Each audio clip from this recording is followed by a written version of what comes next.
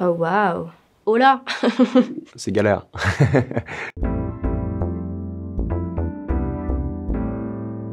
Ah bah à la tête, hein, forcément. Je vais avoir des problèmes moi à la fin de ce truc. Je pense que c'était un truc qui était très difficile pour moi au départ parce que justement j'avais aucune idée des prix à fixer. Donc déjà il y a quelque chose qui s'appelle la charte des auteurs qui te permet d'avoir des prix de prestations de base. Donc ça aide. Maintenant je trouve que grâce à ces organisations on peut déjà se fixer une base pour nous défendre et c'est à ça que ça sert un peu la charte des auteurs. Mais au-delà de ça je pense que il faut pas se sous-estimer. Donc maintenant j'essaye de me fixer un prix de base qui est le mien mais en me disant que mon travail a de la valeur, que en fait je dois manger, donc je ne vole personne, je dois aussi vivre, donc ça c'est déjà bien de se le dire. Et au-delà de ça, ça dépend aussi du budget de la personne en face. En fait, je pense que c'est une négociation. Il faut toujours fixer un prix et se dire qu'il faut pas avoir peur parce que même si la personne te dit que c'est trop, elle va pas te lâcher, vous allez négocier et si elle t'a contacté, c'est qu'elle veut travailler avec toi. Propose un prix plus haut, tu verras ce que ça donne. Sacrée question. On va pas se mentir, c'est un peu à la tête. Qu'est-ce que je veux dire par la tête? Est-ce que t'es une personne privée? Est-ce que t'es une personne morale, donc entreprise, organisme? Si t'es une entreprise ou un organisme, est-ce que t'es un but caritatif? Est-ce que t'es une entreprise qui veut faire de l'argent, tout simplement? Le projet, est-ce que c'est un projet pour faire vendre? Est-ce que c'est juste un projet pour faire connaître une action? Ça dépend beaucoup de la taille de la personne ou de l'organisme, le but du projet, si c'est un but lucratif ou pas. Et après, c'est sur mon temps de travail, ce que je définis, combien de temps ça va me prendre. Mais rien que les premiers critères dont j'ai parlé, ça fait 50% de mon prix déjà, je pense. Au début, c'était difficile parce que comme j'ai pas du tout fait de formation, moi, il y a personne qui m'a dit tel make-up, ça vaut tant, celui-là, il va valoir tant. Donc c'était un peu compliqué, mais après, j'ai une copine qui a fait une école et puis même avec les réseaux, j'ai parlé avec plusieurs personnes qui sont dans ce milieu. Ça m'est arrivé de demander en mode, vas-y, est-ce que tu penses que tant c'est bon ou je fais plus ou je fais moins ou je sais pas. Mais après, ça reste rare qu'on me demande mon budget, enfin qu'on me demande combien. On me dit surtout,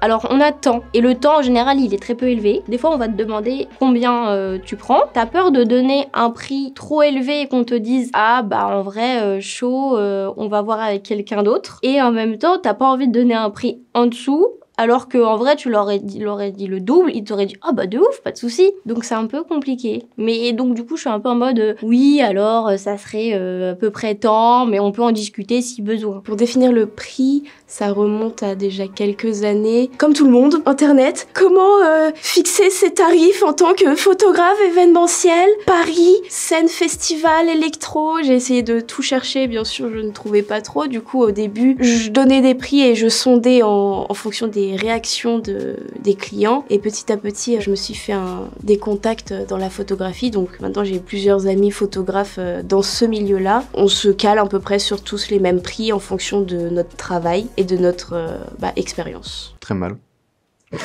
Comme je disais, souvent c'est des trucs avec des potes, donc souvent ils ont pas de thunes et j'essaye d'être gentil et du coup je me fais sous-payer comme une merde et après je regrette en me disant que c'est pas un bon système et ça va pas avantager les autres artistes après à qui on va pousser de se faire sous-payer parce que moi je suis passé en premier en mode non mais on est entre potes, t'inquiète. Du coup je gère très mal. Le jour où ce sera plus pro, j'espère que je gérerai mieux et que je me ferai moins sous-payer.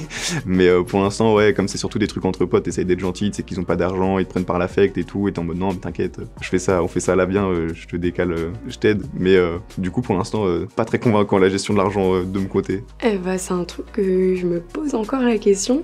Par exemple là ce soir je dois réfléchir comment on va me payer pour une prestation que je vais faire et je suis en mode j'ai un big syndrome de l'imposteur. Donc pour moi je suis en mode non mais en vrai me payez pas, c'est pas grave, enfin je suis juste hyper sympa et voilà. Alors que non. Mais sinon après sur des pièces physiques que je vais créer, je vais me baser sur des marques qui me ressemblent, c'est un peu un brain mapping en marketing finalement, et évaluer au niveau de leur prix, faire une moyenne. Alors ça c'est le plus dur je pense, définir le prix, surtout d'un dessin, c'est hyper dur parce qu'il y a la technique, il y a le format, il y a le temps que tu passes dessus. Non, c'est super dur. En vrai, je le définis souvent par le temps que je passe dessus. Si je passe énormément de temps dessus, forcément je vais mettre un prix beaucoup plus cher. Si je passe moins de temps dessus, comme un croquis ou un dessin fait très rapidement, je suis très honnête avec le client et je lui dis là j'ai pas passé énormément de temps dessus, du coup le prix peut être moins élevé quoi. Surtout sur le temps, ouais. Je demande à ma mère. Voilà, je suis incapable, je sais pas. C'est 25 centimes et voilà, je sais pas. Franchement, je sais pas. Au début, j'étais perdue. J'ai fait 1 an d'école photo et je savais même pas établir un budget à la fin de l'année. J'étais là, mais j'en savais rien. Je regardais sur Internet et tout. Du coup, ils disaient genre, établissez votre valeur. C'est quoi ma valeur? J'en sais rien, quoi. Je vais un peu au pif. Je regardais les autres. Je demandais à des potes. Je pense que je suis d'ailleurs en dessous de ce qu'il faudrait. Je me sous-estime à mon avis, mais... C'est pas facile. Non, ouais, pour l'instant, jusqu'à maintenant, souvent, la réponse, c'est que je le faisais pas. Donc, j'arrivais à faire beaucoup de bénévoles, j'ai un taf à côté, donc c'est plus simple. Je mettais ça sur le dos de l'apprentissage. C'est une question que je commence pas mal à me poser, ouais. J'ai eu la chance d'être dans pas mal de tournages bienveillants aussi, où t'es rémunéré, on essaie quand même de te mettre des cachets, même si le truc, il est pas très produit. Donc, c'est cool. Mais ouais, c'est une question qu'il va falloir que je commence à me poser. En vrai, je pense que quand tu débutes, c'est ultra compliqué. Tu sais pas trop ce que tu vaux, enfin, tu te sous-estimes à fond, quoi. Moi, je pense que vraiment, il y a besoin d'expérience pour réussir à faire des tarifs à la hauteur de ce qu'on vaut. Mais par contre, le conseil qu'on m'a donné et que j'essaye d'appliquer, c'est de ne pas se brader. Parce qu'en se bradant, on se rend pas service parce qu'on passe pour un amateur et puis les gens vont nous appeler que quand ils ont besoin de faire quelque chose de cheap et quand ils auront le budget, ils vont faire appel à quelqu'un d'autre, quoi. Donc ne pas se brader et puis apprendre petit à petit à connaître sa valeur. Mais pour l'instant, j'ai pas de réponse à cette question parce que je suis en train de chercher la réponse à cette question. Alors définir son prix, c'est la grande question. Et justement, j'en ai parlé sur Graph Street, le petit réseau collaboratif. C'est quelque chose qui peut être assez compliqué, sachant qu'on sort de ses études, on sait pas trop comment faire, on sait pas s'estimer, en fait, tout simplement. Honnêtement, pour l'instant, j'en ai aucune idée. En général, j'essaye de facturer ça par rapport à ce que le client me propose, et à ce que je vois sur Internet aussi, donc à l'heure ou au projet, ça dépend si c'est un gros projet de fond ou... Enfin voilà. Je me base principalement sur ce que le client veut, si ça va me prendre du temps, si ça va me nécessiter des outils, des moyens différents de mon ordinateur, si je dois aller sur place, etc., si je dois me déplacer aussi, les frais d'essence. Ça dépend. En fait, vu que j'ai ce côté pub, je peux être un shark parce que je connais en fait les prix. Je connais le minimum syndical, je connais très bien. J'ai déjà fait un shooting pour Total Energy. Désolée, mon côté écolo là, voilà. Mais pour le coup, eux, je les ai saignés. J'ai pas hésité parce que je connais les prix et ils m'ont dit oui tout de suite. Et là, je me suis dit mince, j'aurais pu négocier plus. Mais dans la musique, j'ai beaucoup de mal parce que la plupart des artistes sont mes amis. Ou s'ils ne le sont pas, il y a tellement un feeling. Et puis, en fait, je travaille aussi beaucoup avec des artistes qui commencent, qui sont en développement, donc qui n'ont pas forcément les moyens. J'ai pas envie de les saigner. Donc maintenant, ce que je fais, c'est que je demande est-ce que t'as du budget. C'est une technique que je dois à un ami, SO Julien. Mais en gros, je mets la personne devant le fait accompli que moi aussi j'ai besoin de thunes, mais que je suis conciliante sur forcément son budget. Et voilà, je lui demande de faire un geste. Après, bien sûr, ça dépend quel type d'artiste. Si je tombe sur des artistes plus connus, plus riches, qui ont plus de moyens, bien sûr, je demanderai plus. L'école, les EC, j'ai rencontré beaucoup d'intervenants et ça a été une question qu'on posait assez souvent. Et eux, ils se basent sur un barème. Dans le cinéma, il y a un vrai barème, vraiment, c'est la base, le minimum que quelqu'un doit être payé, même quand il commence, c'est ce prix-là. Après, à toi d'évaluer si tu mets plus, parce que le temps, parce que l'expérience, parce que même juste toi, parce que ton style, c'est à toi d'évaluer. Mais je sais que j'étais parti sur cette base minime et ensuite, je voyais comment le client était en face aussi. Donc, dans ma tête, j'ai cette base, mais d'abord, je pose beaucoup de questions. Je demande c'est quoi les attentes, le temps que ça va passer. Ce qui m'a aidé à vraiment faire ma base de mon prix, c'est le temps, l'expérience et surtout énormément discuter avec les gens du milieu pour savoir ce que eux ils mettent pour pas être trop haut, pas être trop bas et donc pas casser tout le système économique des prix des clients. Ça, j'ai envie de vous dire, ça s'est fait assez naturellement en fait. Il y a un moment donné où quand tu payes une prestation, t'as ce que t'as payé. Moi, je suis dans du haut de gamme, donc ça s'est fait assez facilement en fait. À force de regarder les autres agents, je voyais, j'étais là, bon ok, cet agent de sécurité là, il attend, cet agent de manutention, il attend, cet agent de surface, il attend. Moi, je vais faire un micmac d'un peu tout ça et puis je vais faire mes prix quoi. Je m'aligne sur ce que font mes modèles en soi. Je traîne dans plein d'ateliers différents de gravure à Paris. Des gens super pros qui sont déjà hyper insérés, qui ont un nom, des galeries, etc.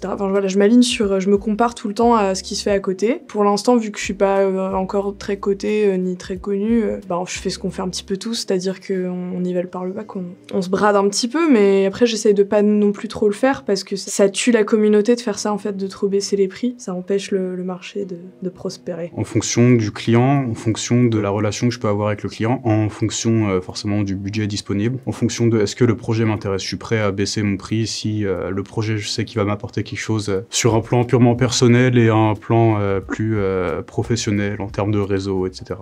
C'est une question que je me pose toujours. Moi, ce que je comptais faire, c'est me rémunérer à l'heure. Mais bon, c'est un peu compliqué vu que c'est un peu décousu parfois la manière dont je travaille. Mais je m'étais dit que dans tous les cas, je ferais des petites repros trop pour que les étudiants et les gens un peu fauchés aussi puissent s'en procurer, qui tourneraient entre 5 et 30 balles en fonction du format. Et puis après, ça se compterait en centaines d'euros, je pense, parce qu'on n'est pas des larbins non plus. Ça dépend beaucoup. En fait, je me base aussi sur les prix que mes potes eux définissent. Donc ça dépend un peu, et puis ça dépend aussi de si je connais la personne ou pas. Je fais en fait aussi en fonction de la personne en face de moi. Je sais que par exemple, si c'est quelqu'un de professionnel, je vais lui demander beaucoup plus que si c'est justement une personne de mon âge ou qui est dans le même milieu que moi, mais qui a juste besoin d'un petit coup de main ou un truc comme ça. Ah, alors bonne question, parce que des fois c'est vraiment du feeling, parce que je vais être honnête, moi je vends des gravures sur Instagram, mais je sais que je m'adresse à un public différent que quand je les expose. Donc par exemple sur Instagram, elles vont être à 20 € et en exposition elles vont être à 80 €, parce que ce qui change, c'est tout simplement le public, et que le fait est que je le vends en carte et en gravure exposable. Donc c'est totalement différent, mais 80 € c'est le vrai prix, dans le sens où ça compte les heures de travail, le matériel. On va dire après il y a un peu de feeling, dans le sens de est-ce que je lui mettrais ce prix là ou est-ce que je lui mettrais moins. C'est une très bonne question, surtout que c'est un peu les problématiques dans lesquelles je suis. En gros, pendant la première année, j'acceptais un peu tous les plans gratuits. Puis on est à Paris, il y a beaucoup de concurrence, c'est difficile de faire sa place. C'est assez dur en vrai pour les artistes d'être considérés au début, mais très vite, parce que quand on commence à être payé, il faut après poser ses conditions et refuser ce genre de plans. Les plans foireux amènent un peu toujours à d'autres plans foireux, là où des plans pro peuvent te ramener d'autres plans pro. C'est un pote qui m'avait dit ça, il faut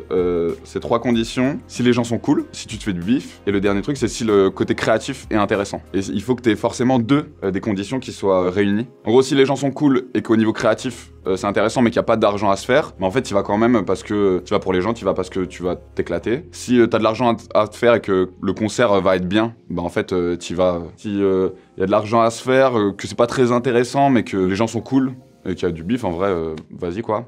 En gros voilà, c'est un peu maintenant ma règle d'or, dédicace à Robin qui m'a donné ce conseil.